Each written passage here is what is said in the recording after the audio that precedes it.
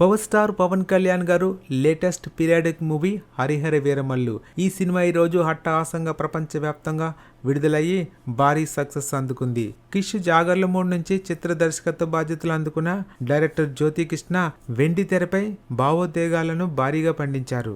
AM రత్నం నిర్మించిన Harihara Veeramallu cinema Telugu రాష్ట్రాల్లో 103 కోట్ల మేర బిజినెస్ జరిగింది. ఇక ప్రపంచవ్యాప్తంగా ఈ సినిమా 126 కోట్ల బిజినెస్ జరిగిందని ట్రేడ్ వర్గాలు చెప్తున్నాయి. ఇక ఈ సినిమాపై భారీ అంచనాలు ఉండటంతో వరల్డ్ వైడ్ గా 5,000 స్క్రీన్లు రిలీజ్ చేశారు. ఇక హరిహర వీరమల్లు సినిమాకు సంబంధించిన మొదటి రోజు ముందుగానే పెయిడ్ ఫీమేల్స్ ప్రదర్శించారు. ఈ సినిమా సుమారుగా 12 కోట్ల రూపాయల కలెక్షన్స్ వచ్చాయి. నైజాంలో 5 కోట్ల పైగా వసూలు నమోదైంది. 7 కోట్ల మేర ఆంధ్రలో రాబట్టింది.